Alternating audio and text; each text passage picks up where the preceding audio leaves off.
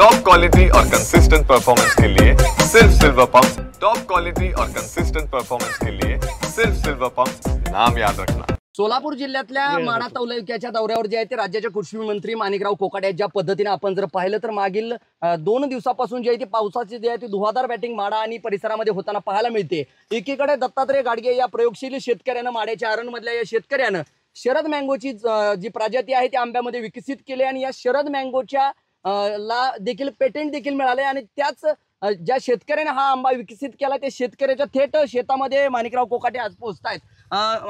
कोकाटे साहेब काय सांगाल, एकीकडे शरद मँगोची चर्चा राज्यभरामध्ये होत असताना दुसरीकडे आपण थेट त्यांच्या शेतामध्ये येऊन या मँगोची पाहणी केली, नेमका हा काय प्रयोग आहे, कसं पाहता या प्रयोगाकडे? सन्माननीय दत्तात्रय गाडगे यांनी या माळरानावरती अशा प्रकारे आंब्याची लागवड केली आणि अनेक प्रजातीच्या जवळपास 17 प्रजातीच्या मँगोची झाडं किंवा त्याचं त्यांनी रोपण केलेलं आहे आणि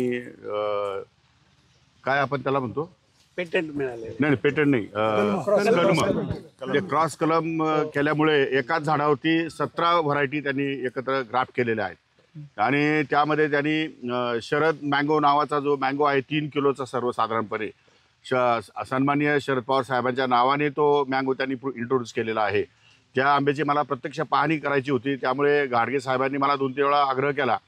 मी 2 दिवसापासून या सोलापूर, पुणे आणि सातारा या 2-3 जिल्ह्याच्या दौऱ्यावर आहे। भयंकर मोठ्या प्रमाणात पाऊस होतोय, शेतकऱ्यांचं नुकसानही होत आहे, पण शेतकरी हा अत्यंत अभ्यासू, प्रयोगशील आणि कुठल्याही प्रकारच्या संकटाला न घाबरणारा हा वर्ग आहे। त्यामुळे मला या शेतकऱ्यांविषयी मनापासूनचा आदर आहे। खूप प्रतिकूल परिस्थितीमध्ये त्यांनी अशा प्रकारच्या या आंब्याची झाडं, डाळिंबाची झाडं, पेरूची झाडं, अनेक फळबागा या ठिकाणी त्यांनी फुलवलेल्या आहेत आणि मला निश्चितपणे त्यांचा सर्वांचा अभिमान आहे। जाणीवपूर्वक मी या ठिकाणी भेटायला आलो आणि मला हे सगळं पाहिल्यानंतर, प्रत्यक्ष पाहिल्यानंतर मला असं वाटलं की शेतकऱ्यांनी जर ठरवलं मनामध्ये, तो शेतकरी काहीही करू शकतो।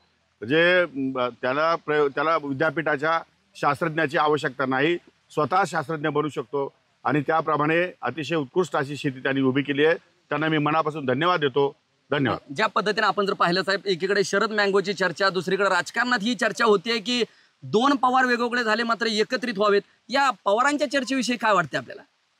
तो विषय माझा नाहीये, माझा विषय आंब्याचा आहे, शेतीचा आहे।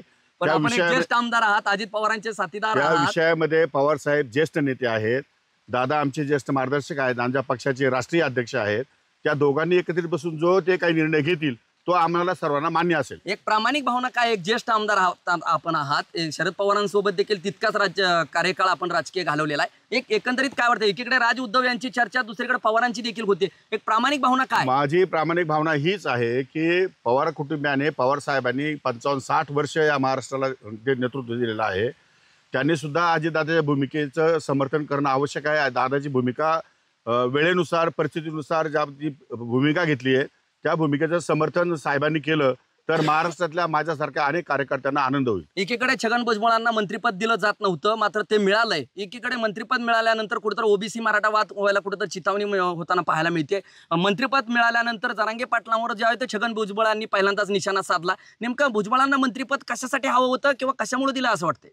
नाही, ते काहीही असलं तरी तो पक्षश्रेष्ठीचा निर्णय आहे, त्यामुळे भुजबळांना जरी मंत्रिपद दिलं असलं तरी आमचं कोणाचंही त्याच्यावर ऑब्जेक्शन नाही आणि मराठा आणि ओबीसी वाद होण्याचं काही कारण नाही। तो काही लोकांनी सोयीस्कररित्या निर्माण केलेला आहे, राजकारणासाठी केला असेल कदाचित, तो त्या वादाशी आमचा संबंध नाही। आम्ही पूर्णपणे राष्ट्रवादी काँग्रेस पक्षाबरोबर, अजितदादांच्या बरोबर आहोत। राज्यात सत्ता एवढी खंबीरपणे असताना नाशिकचं पालकमंत्रीपद का रिक्त ठेवलं जातंय? कुठेतरी महाजन म्हणतायत की उपमुख्यमंत्री देखील छगन भुजबळ होऊ शकतात, आपले काय वाटतं, एकंदरीत काय नेमकं चाललंय? काहीही केलं तरी तो अधिकार सन्माननीय मुख्यमंत्री महोदयांचा आहे, त्यामुळे मुख्यमंत्री महोदय जो निर्णय घेतील तो निर्णय आम्हाला सर्वांना मान्य असेल। भुजबळ साहेब मुख्यमंत्री होते चालतील, मला झाले तरी चालतील, मुख्यमंत्री झाले तरी चालतील, पंतप्रधान झाले तरी चालतील, माझं भुजबळांविषयीचा कुठलाही अडसर माझ्या मनामध्ये नाही। ज्या पद्धतीने शेवटचा प्रश्न, वैष्णवीच्या मृत्यूनंतर जे आहे ते महिला आयोग जो आहे तो सातत्यानं टीकेचा भडीमार या महिला आयोगावर होतोय। कुठं रुपाली चाकणकर यांना सौंदर्य पाहूनच राज्य महिला आयोगाचं अध्यक्षपद दिलं जाते असं म्हटलं जाते। रुपाली ठोंबरे पाटील ज्या आपल्याच पक्षातल्या आहेत त्या देखील निशाणा साधतायत। एकंदरीत काय वाटतं, एकीकडे वैष्णवीचं मृत्यू प्रकरण, दुसरीकडे महिला आयोग टार्गेटवर येताना पाहायला मिळतं? नाही, प्रश्न असा आहे की रुपाली चाकणकर ताईंचा काम खूप मोठं आहे आणि ते त्यांची जबाबदारी पेलून या ठिकाणी काम त्यांनी सुरू ठेवलेलं आहे. त्यामुळे त्यांच्या संदर्भातली वैयक्तिक कोणाची काही मतं असू शकतात. माझं मत असं आहे की त्या महिला काँग्रेसच्या, राष्ट्रवादी काँग्रेसच्या महिला अध्यक्ष आहेत आणि त्या अतिशय चांगली भूमिका पार पाडतात. या संदर्भात हटवणीच्या संदर्भामध्ये मला माहिती घ्यावी लागेल. मी पूर्णपणे माहिती घेतली नाही आणि त्या संदर्भात मला भाष्य करणं योग्य वाटत नाही. पावसामुळे शेतकऱ्यावर मोठं संकट ओढावलं गेलंय, कसं पाहताय? सरकारची काय मदतीची भावना असणार आहे? नाही, आम्ही सरकार 100% शेतकऱ्यांच्या पाठीशी उभं राहणार आहे. या संदर्भात कृषी विभागाच्या आणि अधिकाऱ्यांना आणि जिल्हाधिकाऱ्यांना सूचना दिलेल्या आहेत. जिथे इथं शेतकऱ्यांचं नुकसान होईल त्या संदर्भातले पंचनामे करून शासनाला पाठवा.